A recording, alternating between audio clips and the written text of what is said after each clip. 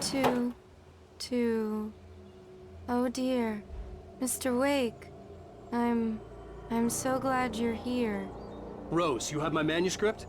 Oh. Oh yes. Yes. Please, come in.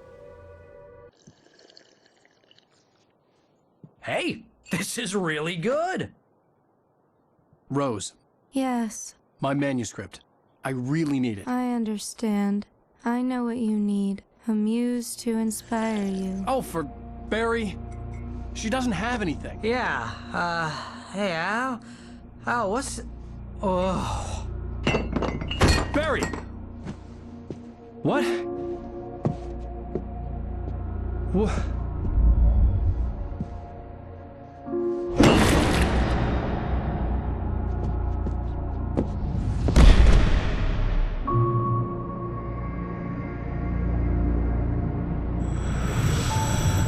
It's coming for you, hiding in my barber's skin.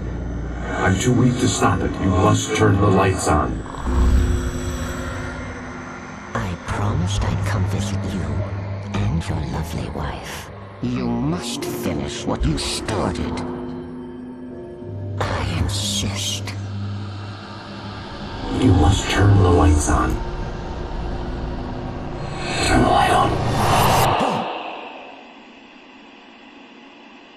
Back to work, boy.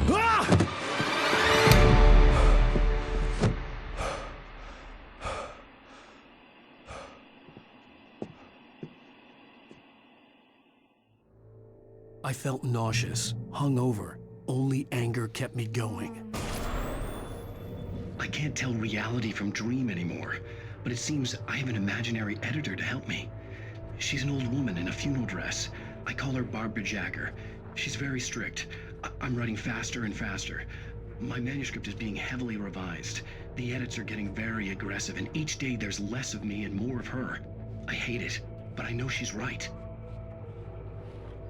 She promises me I can save Alice this way. She knows more of this than I do. About the complex incantation I'm attempting. About this place. She's worked with another writer under similar circumstances, Thomas Zane. The genre of the story seems to be shifting. It's turning into a horror story. I'm getting close. I can feel it. Rose took a day from me. I had less than 12 hours left to meet the kidnapper. All I could do was get Barry into the car, work something out once I got on the road. Welcome to the Oh Dear Diner. What can I get you today? Coffee? I couldn't work up much hate for Rose. Something had used her to get to me and left its mark. First refill is free. Milk and sugar on the counter there. Would you like to hear today's specials? Thank you. A nice day. Come back soon. Barry was out of it. He was way too heavy to carry. You're right. I deserve more money. I'm so handsome.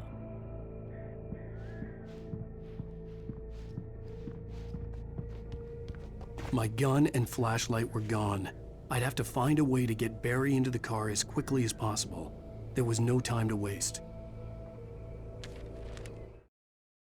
Mr. Randolph liked Rose. That little smile she had. How she was still sweet when life had tried so hard to make her bitter. It wasn't any of his business what she did in her trailer.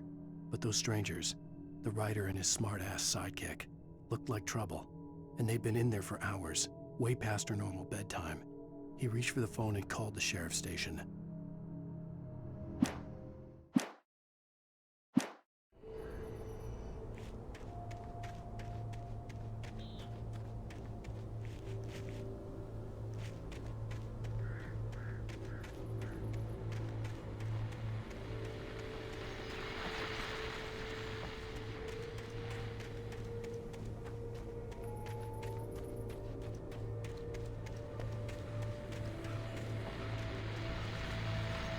I just stepped outside to catch a breath of fresh air. Let me tell you, the weather's getting heavy. Nights like this make me especially glad I'm here talking to you and not home in bed. Once the weather takes a turn like this, I can't sleep at all. It's all tangled bed sheets and dark thoughts, punctuated by the occasional plunge into nightmare. Is it just me? Well, perhaps it is. But I hope I can make the night a little bit easier to get through. Caller, you're on KBF FM. Hey, Pat, it's Walt Snyder. What's on your mind, Walt? Well, I am the way you are, but, well, I can't sleep either, you know? I just been staring out the window here, trying to make sense of it all, but, I ain't been drinking either, you know? I just... Well, you sound like a man with a problem, Walt. I had argument with Danny, and, then I got in trouble with the law, and, I'm just, well... I heard something like that, Walt. Yeah, well, Danny's my best friend, and, they let me out on bail today, and now I'm just alone here at the window, waiting. Man, and there's something in the air tonight, man. I was just outside looking up at the sky above our broadcast tower thinking the same thing. What are you waiting for, Walt? I don't know. Something's gonna happen. I think I better go. Well, Walt, maybe... No, thanks, Pat. Well, good luck to you, Walt. Hang in there. Let's take a little break, folks. This weather's really something else, huh? How can I be sure you'll walk away? Why'd you love this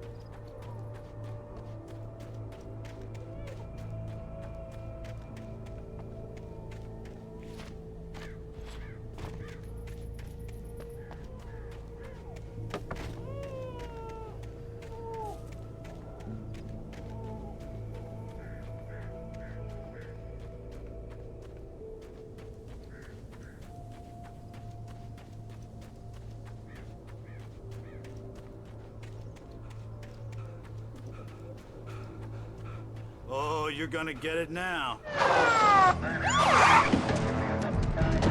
God knows what you've done to that poor girl. This is Agent Nightingale, FBI! Get him up, Hemingway! You're under arrest! You move a muscle, I'll unload right in your goddamn face! Stay right where you are, Spillane!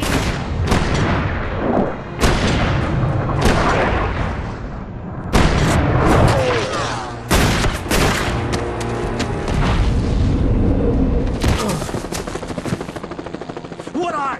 I'm standing right here, you goddamn maniac!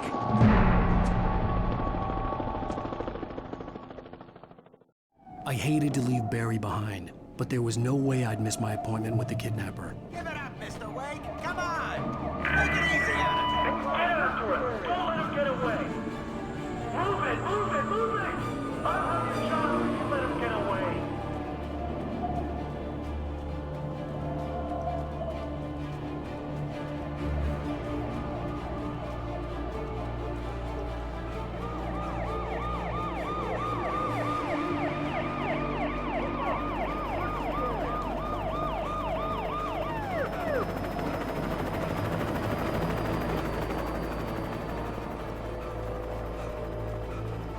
There he is! Free! Okay, men, keep your eyes peeled. He's gonna try to make it through here. This way! Go! Oh, damn. Stand out! Wait! Wait! He was right there!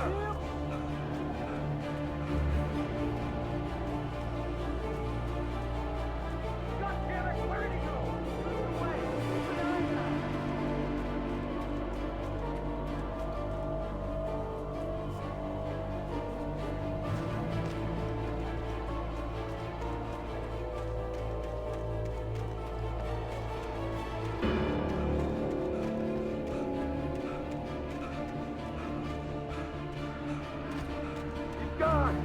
on, guys. We need to head him off.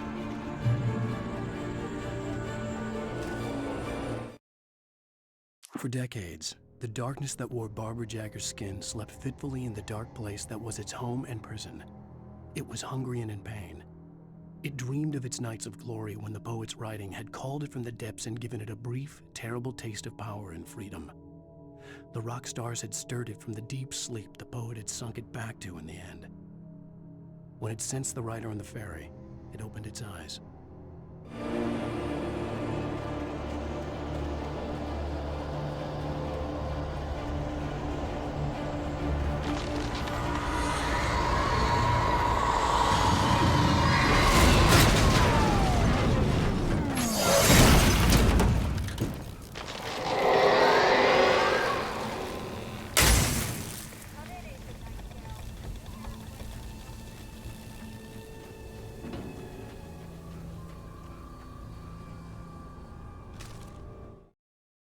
Rose didn't know how the strange old lady got in her trailer, and she looked wrong somehow. The woman showed her teeth in an approximation of a smile and traced a finger down Rose's cheek. "Pretty girl," she said. Rose felt as if she was falling asleep, but her knees didn't buckle. The crone spoke in a whisper, her words ice cold and dark in Rose's ear.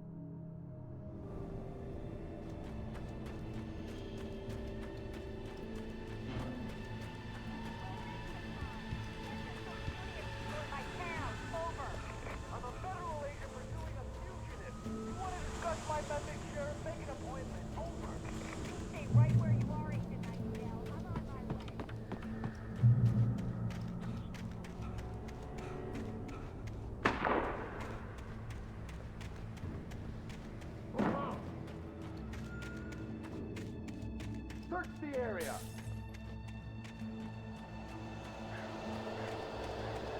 Stay sharp. This way. Over here.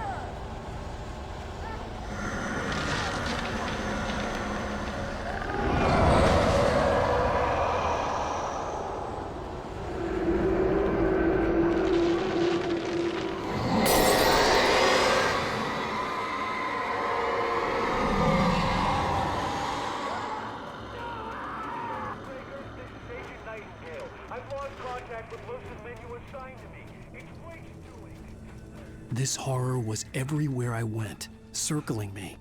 The cops didn't stand a chance. They were after a writer, not a monster.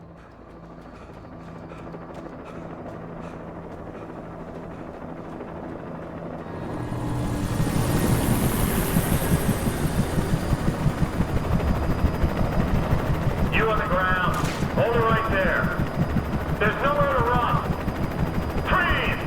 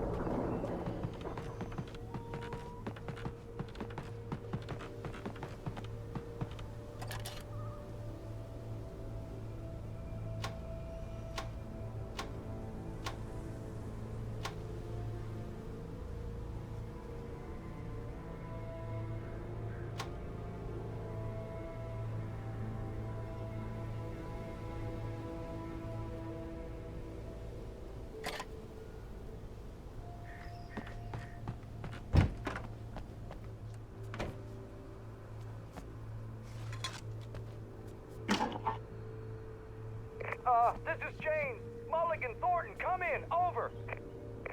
Thornton here.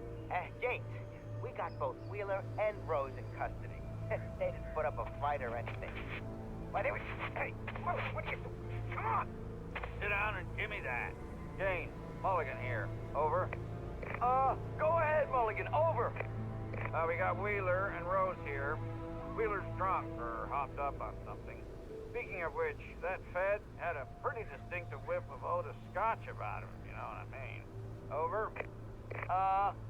I don't have anything on that, Deputy Mulligan. Over. Well, whatever. Anyway, Rose is just being plain weird here. You better get Doc in to take a look at both. Over. Gotcha. You better get them here quickly. The, Fed's gonna want to interview Wheeler. Over. Oh, yeah, I bet it does. Looks like they have a lot in common. Mulligan out.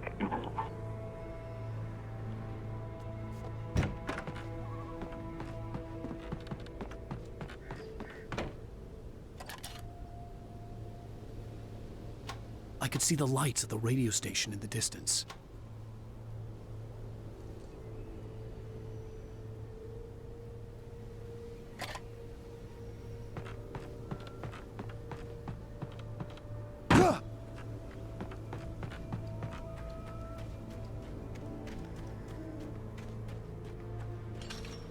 I imagined that the broadcast tower in the distance was part of the local radio station.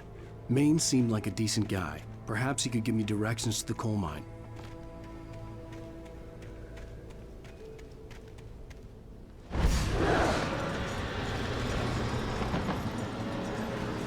Unnatural shadows clung to the gate. The darkness that was after me was trying to stop me. I wouldn't get through without a light.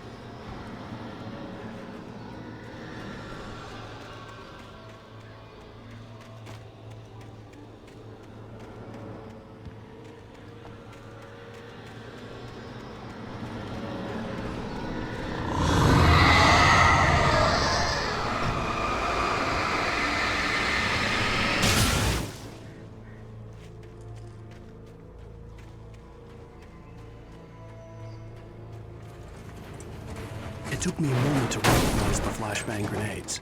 They were an ideal weapon for my situation. Team 1, come in. Over. Team 1, this is Sheriff Breaker. Report. Over.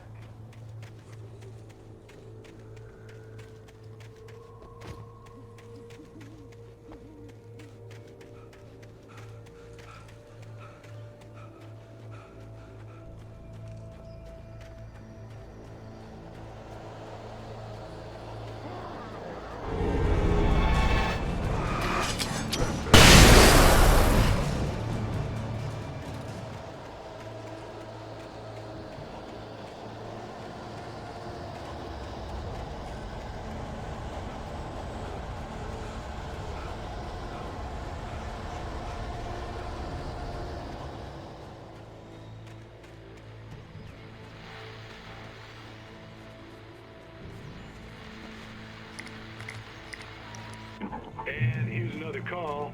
You're on KBFFM with Pat Maine. It's Milt Peabody, Pat. What's on your mind, Milt? Well, I live near the trailer park, Pat, and there's a big ruckus going on over there. Well, that's just up the road from me, too. What's going on, do you know? I don't know, but there's a bunch of police cars there, lots of sirens, a helicopter buzzing around, and I think I heard some gunshots. Gunshots? Yes, sir, like from a pistol. So can you find out what's going on? Because it's just next door and they're popping off guns there. They're still shooting? No, it was maybe 10, 15 minutes ago. It sounds serious, Pat. I'm telling you, it don't sound like no party. I'm certainly going to give the station a call, Milt. Okay. You'll hear it here as soon as I hear from them. Okay, thanks.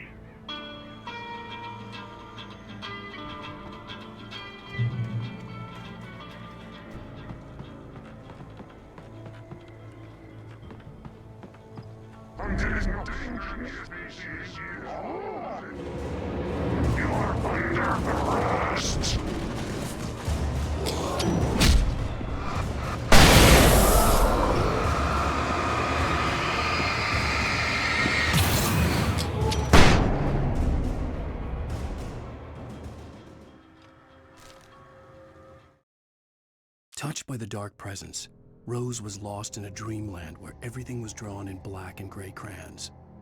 The old lady had promised her that all her wishes would come true. She would be Alan Wake's muse. She was smiling so hard it hurt her face. She crushed a bottle full of sleeping pills into the coffee. Deep down inside, she was screaming in terror.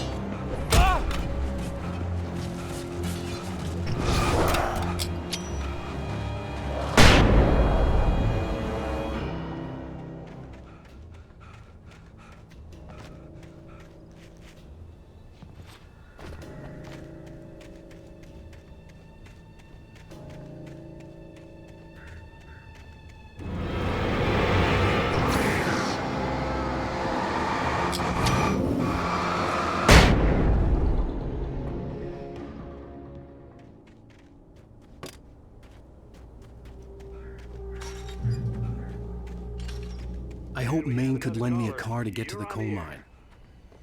It's Lorna Miles. Oh, why, hello, Lorna. What do you have?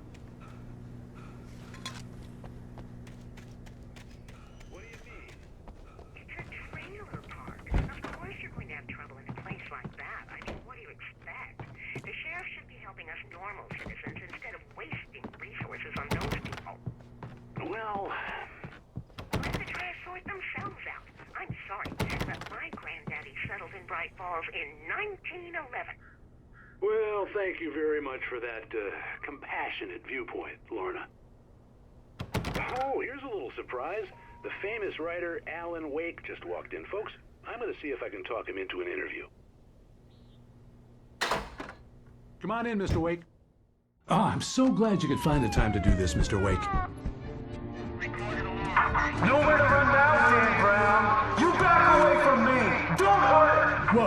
Whoa. Everyone calm down. Put the gun down. We're all friends here, right? Cool your jets, Nightingale. We got him. Judas Priest! What the hell's the matter with you? There's a civilian in there.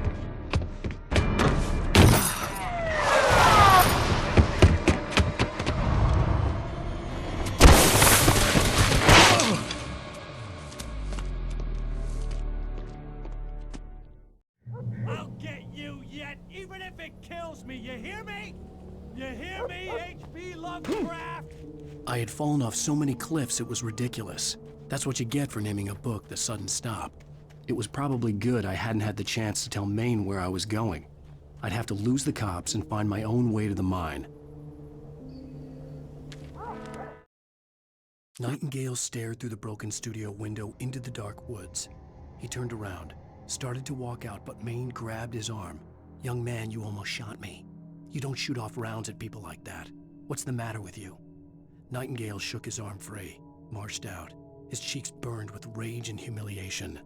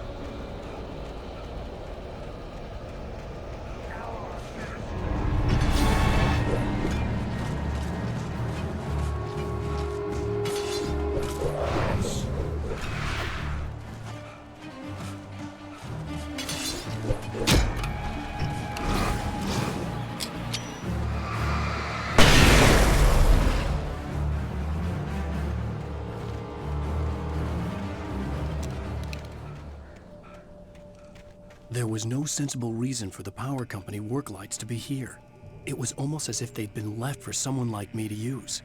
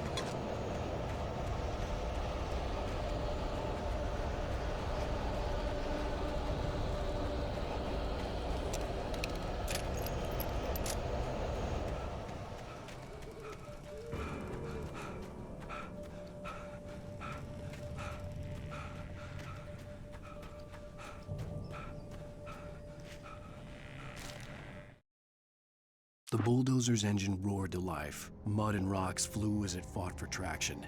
It crashed through the concrete wall and landed heavily in the yard. If it were an animal, it would have shaken its head after the impact, fixed its eyes on me, and charged. Of course, it had no head, nor eyes. Shadows crawled on its form, twisting it into a monster. Then, it came for me.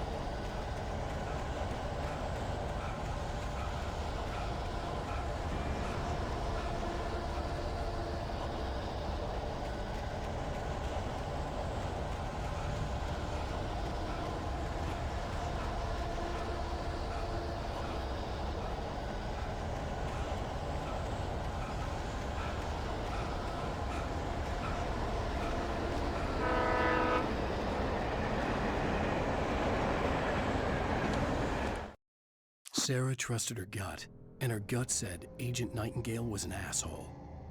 He felt wrong, and it wasn't just the smell of stale booze.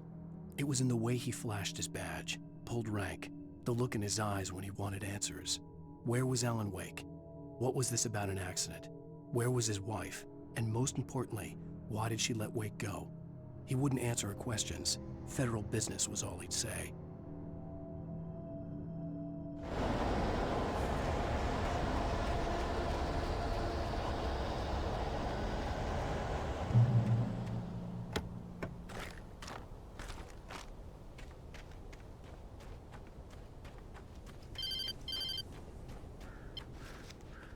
Hello? The most stubborn man I've ever met. Alice? Alice? Alan. Alan. I'm so afraid. Keeps me in the dark. Please help me. I look at you, Alan, and it's not you. Something else. Looking out from behind your eyes. Alice, I'm here. I'm so alone here. It's all gonna go to hell. You need to be careful. Cooperate. The connection had been terrible, but that wasn't the only thing that hadn't been right with the call. She sounded wrong somehow, but she had called me. The pipe wrenched itself loose from the bridge's steel framework. Wrapped in darkness, it floated in midair, twitching. For a moment, I didn't understand what I was looking at. The heavy object lurched at me with impossible force. I threw myself out of the way, but just barely. When I turned my flashlight on it, it shook in a dark rage before it flew at me again.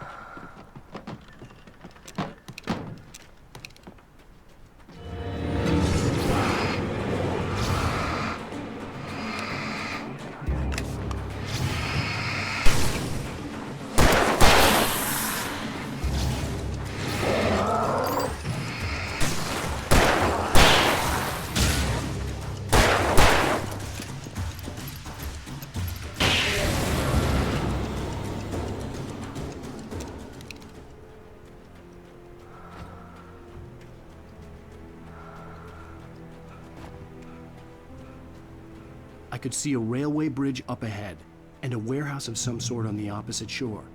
I hoped I could find a car from there.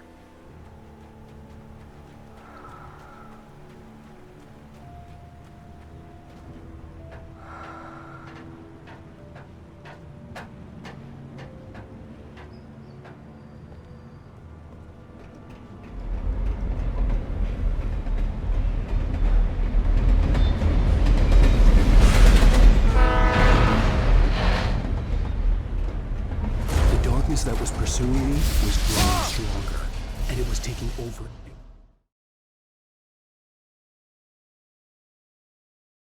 Some sort on the opposite shore.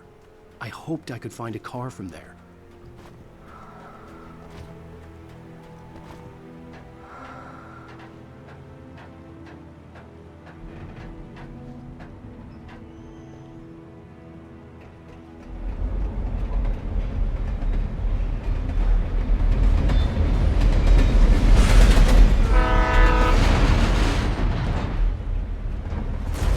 That was pursuing me was growing stronger, and it was taking over everything in its path.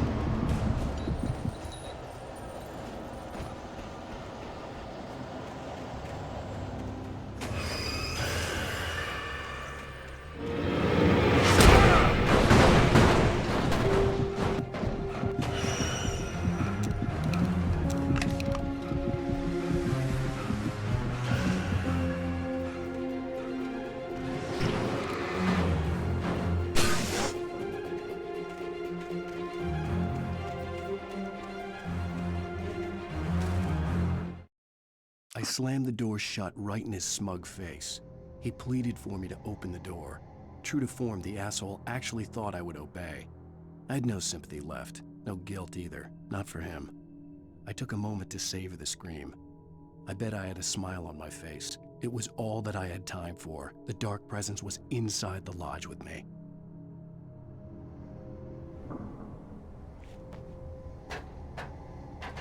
As a teenager, just starting to get interested in writing, Stephen King had been a source of inspiration to me. I thought about all the inanimate objects that had come to life in his books.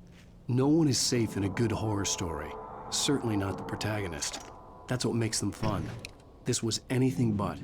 The darkness could possess anything, and it was getting closer.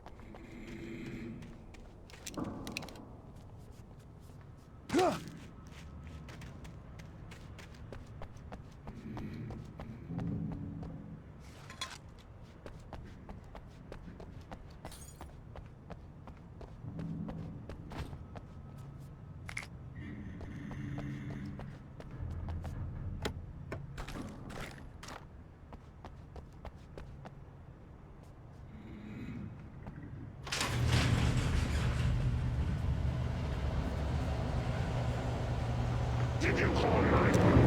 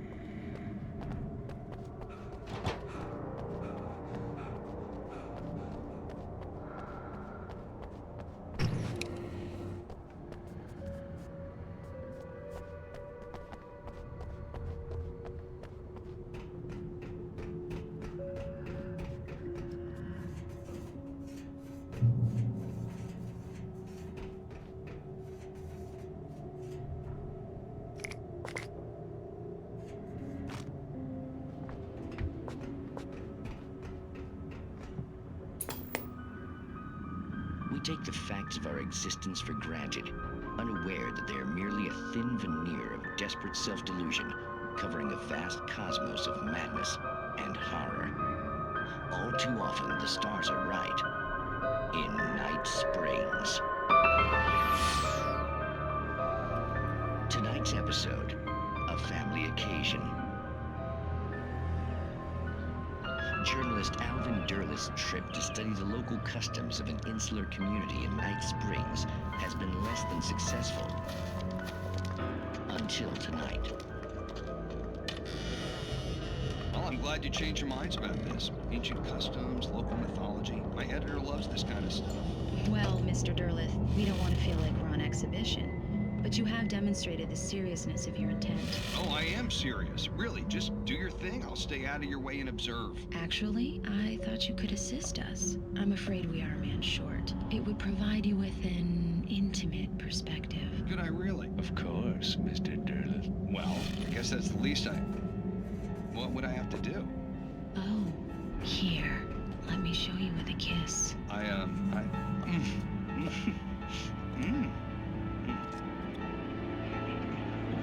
What did you...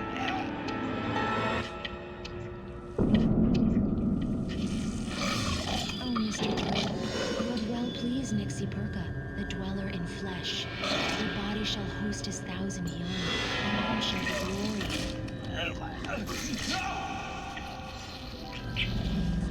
Shh, darling, be calm.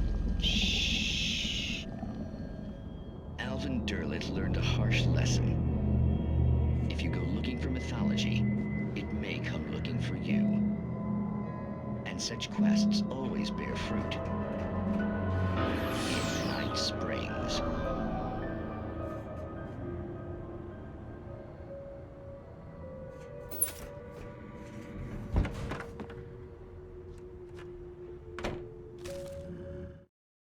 The darkness surged towards me, sucking everything loose from the ground into its depths, tugging at my clothes.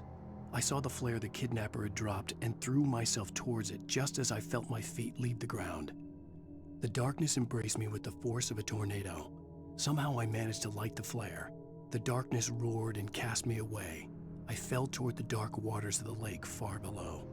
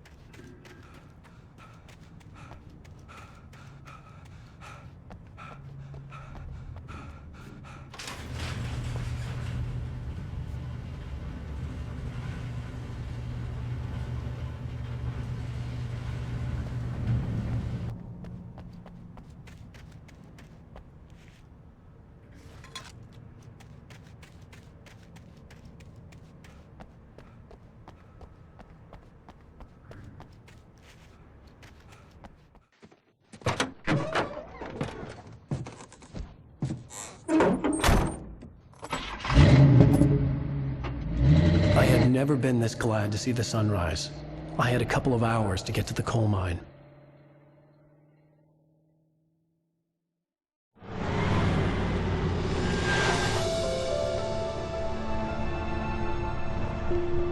The coal mine wasn't far now.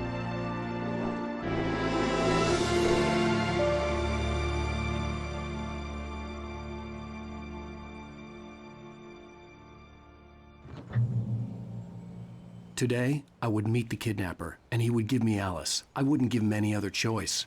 A drowning man will clutch at a straw.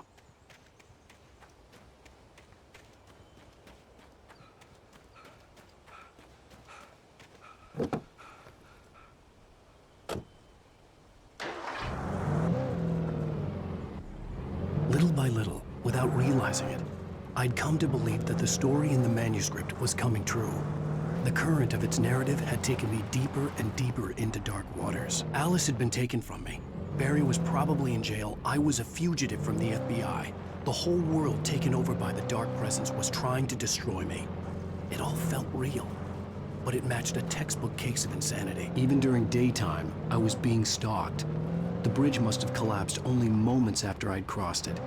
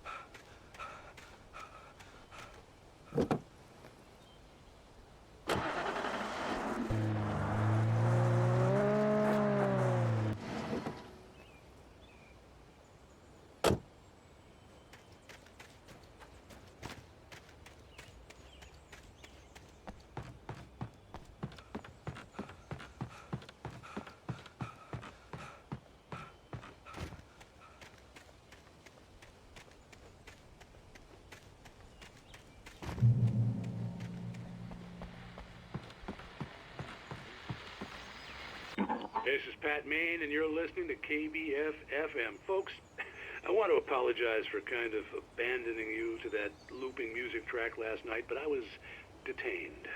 You see, I encountered a big-shot G-man with an itchy trigger finger who could use a lesson in manners and a boot in the ass. Not necessarily in that order, either. Now, folks, I know I'm not being very informative here, and I apologize for that. I really should just keep quiet, but I'm just so peeved right now, because some people just shouldn't be carrying badges. I'm just glad that our Sheriff Breaker was there to straighten things out.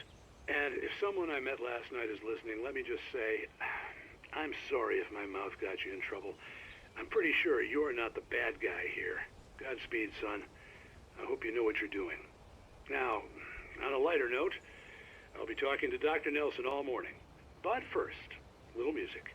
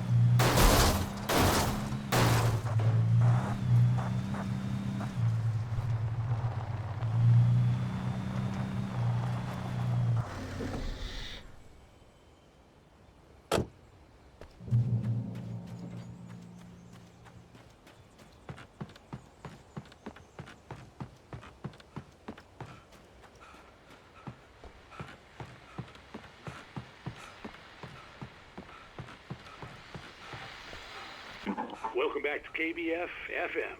Hope you enjoyed that tune.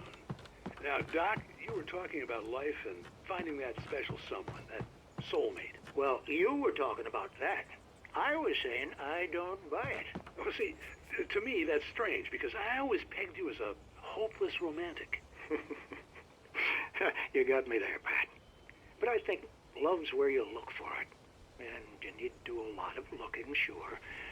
But the idea that there's that one special person out there for you, and if you miss that chance, it's gone forever, and you're forever incomplete. I mean, isn't that depressing? Or, heck, childish even? Hey, there's plenty of fish in the sea. And apparently a fisherman has a fishing analogy for everything, but what you're saying, isn't that a little harsh? Well, no. What I am saying is that your potential for finding that connection isn't limited to what's essentially a chance encounter.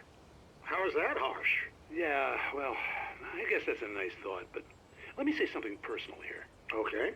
Now, well, I don't disagree with you exactly, but I can't really fit that together with what I feel, what I felt for someone, because she was the one. She was. And I let her drift away from me. Maybe I didn't put in the work, I don't know, but, well, since then, and it was a long time ago, but since then, there hasn't been anyone, not like her. And I'm not saying I dwell on her or haven't moved on.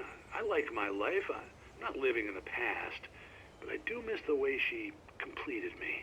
You can't argue with the heart, Pat.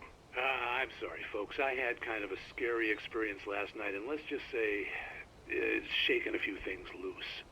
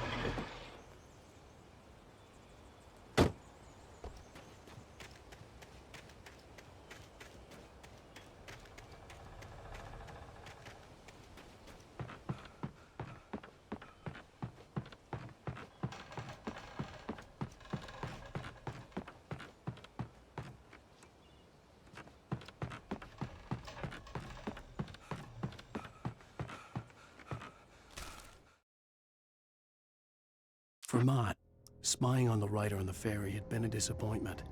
His boss had made Wake out to be something special, but Mott hadn't been impressed. He'd gotten a good long look at the wife, though, and he liked what he saw. Mott had fantasized about goading Wake into a fight, but it hadn't happened.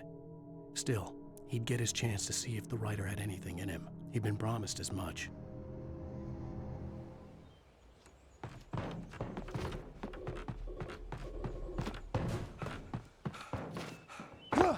I was early.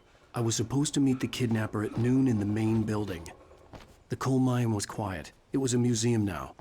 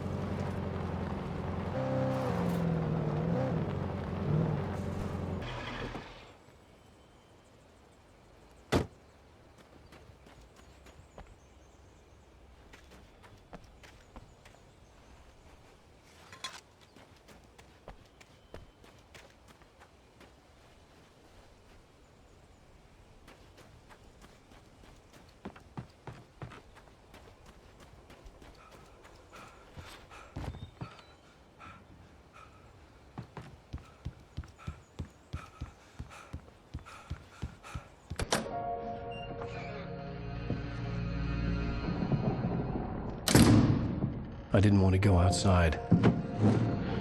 Cops had to be looking for me. The noon sun turned the place into a sauna. The day dragged on.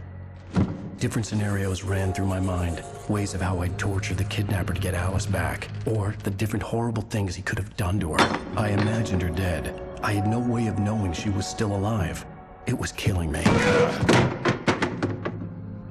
I was running on blind hope. It was all a waste of time. The bastard never showed up.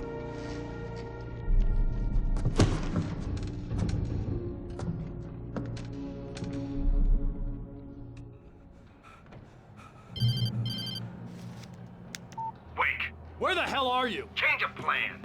You know where Mirror Peak is? It's a big mountain north of where you are. You follow the path from the mine, you can't miss it. There's a lookout point there. I'll be waiting. I'm through being jerked around by you. You want to see your wife alive? Because if you do, you better watch what you say to me. Do we understand each other? I want to talk to Alice. Yeah, and I want the manuscript. Don't keep me waiting, Wake. Hello? Hello? Ah! I'm gonna kill him! I had to get to Mirror Peak.